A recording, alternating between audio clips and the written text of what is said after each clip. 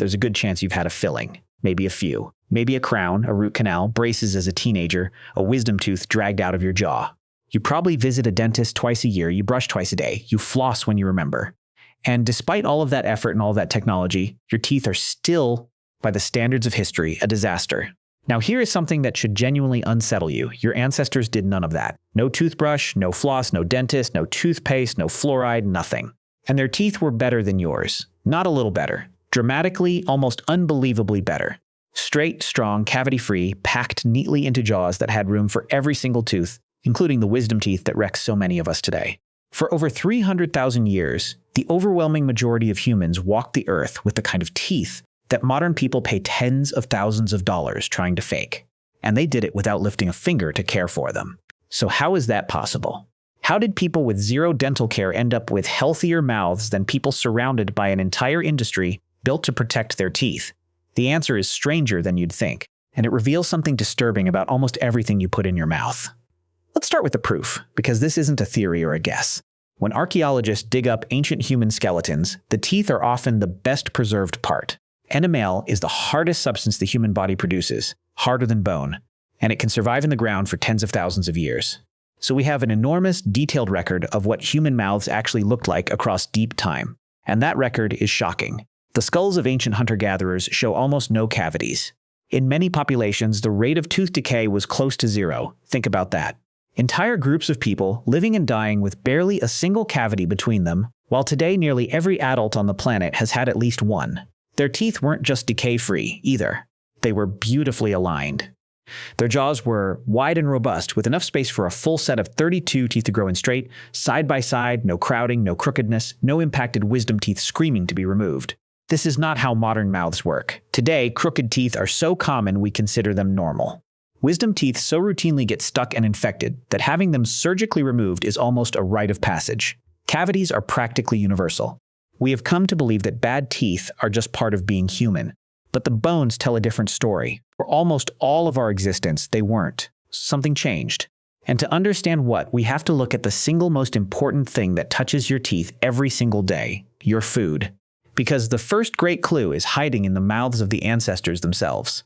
When researchers examine the teeth of ancient foragers, they find something fascinating. The teeth are often heavily worn down, flattened by a lifetime of chewing tough, fibrous, gritty food. These people were chewing hard, really hard. Their meals were raw vegetables, tough meat, fibrous roots, nuts, seeds, wild plants, things that demanded serious effort from the jaw. And that effort, it turns out, was building something. Here's the part most people never realize. Your jaw is a bone, and like every bone in your body, it grows in response to stress and use. The muscles you use for chewing pull on the jaw, and that constant pulling, that daily heavy workout, signals the jaw to grow wide, strong, and full-sized. A jaw that develops under the demand of tough food becomes a spacious, well-built structure with plenty of room for every tooth. Now think about what you actually chewed today. Soft bread, a smoothie, yogurt, pasta, a protein bar, things that practically dissolve in your mouth. Modern food is, more than anything else, soft. We have spent the last few thousand years, and especially the last 100, processing, grinding, cooking, and softening our food until it requires almost no effort to eat.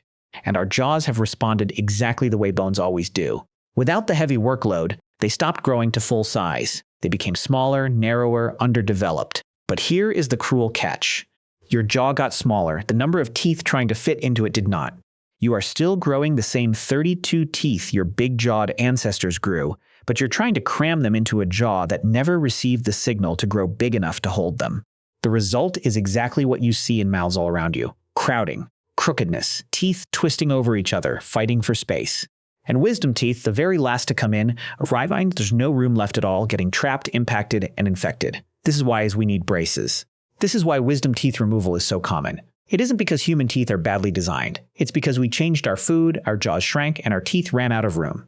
Crooked teeth are not a genetic flaw. For the most part, they are a sign of a jaw that never got the workout it evolved to expect. And that's only half the story.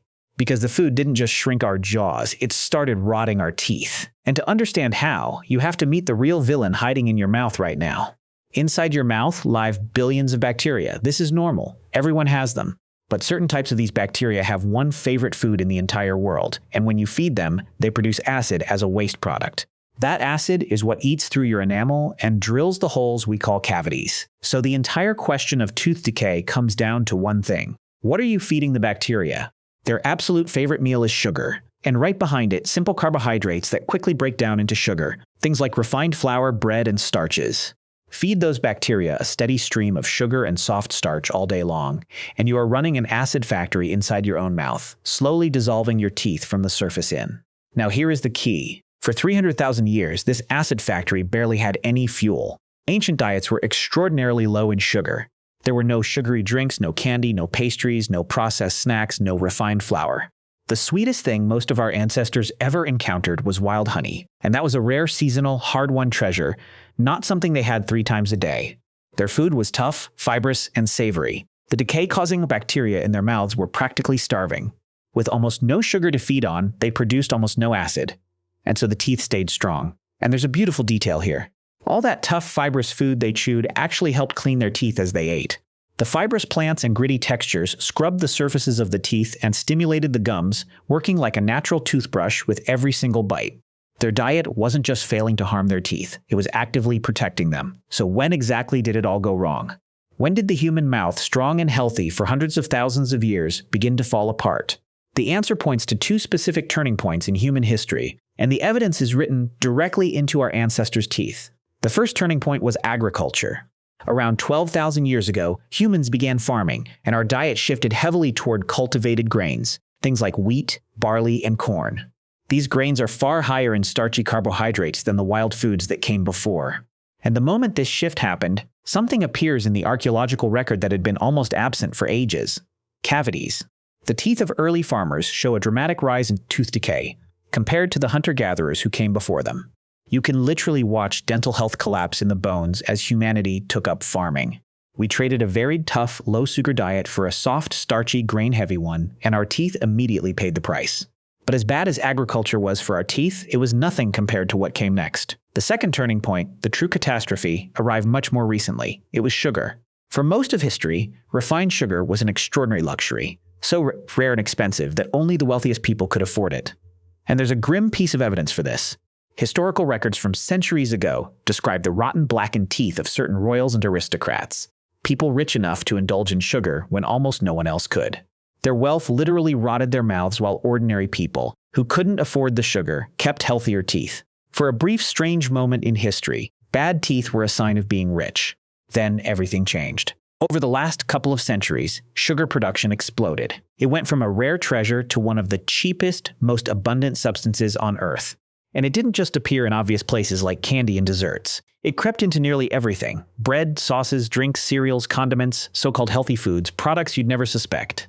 The modern human mouth went, in just a few generations, from a low-sugar environment it had known for 300,000 years to being flooded with sugar from morning to night. We took an acid factory that had run on almost no fuel for our entire existence, and we handed it an unlimited supply. And our teeth, which had quietly thrived for hundreds of thousands of years, began to crumble. The toothbrush, the floss, the dentist, the entire massive industry of modern dental care, none of it was invented because human teeth are weak. It was invented because we had to fight back against a flood of sugar and softness that our ancestors never faced. We didn't develop dentistry because we got smarter. We developed it because we created a problem that didn't exist before. This is the part that should stop you. We brush, floss, and drill and fill our teeth, fighting a constant defensive war, and we still end up with worse mouths than people who had none of those tools. Because those people weren't fighting the war at all. They were simply living in a world that didn't attack their teeth in the first place. Their secret was never better dental care. Their secret was that they never needed it. And this changes how we should think about our own mouths entirely. The cavities, the crowding, the crooked teeth, the impacted wisdom teeth, we treat all of these as personal failures or bad luck or just the unavoidable cost of being human. But they are none of those things. They are, overwhelmingly, the predictable result of a modern diet colliding with an ancient body. Your teeth are not defective. They are perfectly good teeth, the same kind your ancestors had, placed into a world they were never designed for. There's even powerful evidence for this from the present day. Researchers have long studied isolated communities around the world that until recently still ate a traditional diet, low in sugar and refined flour, high in tough natural foods. And again, the finding is the same. These groups had remarkably strong, straight, healthy teeth and very few cavities. But here is the heartbreaking part. When those same communities gained access to modern processed food, to sugar and white flour and soft snacks, their dental health collapsed within a single generation. Children growing up on the new diet developed the crooked teeth and cavities their parents and grandparents never had. It wasn't their genes that changed. Nothing about their bodies changed at all. Only the food changed. And that was enough. This is the clearest proof of all. The strong, healthy mouth isn't some lost ancient trait we can never get back. The blueprint is still there, in you right now. Your body still knows how to grow strong teeth in a strong jaw. It always has. We've simply been feeding it the one thing guaranteed to undo it. From the very first years of life, before our jaws and teeth have even finished forming. So what does that mean for the next time you're sitting in a dentist's chair, or wincing at a cavity, or running your tongue over a crowded, crooked set of teeth?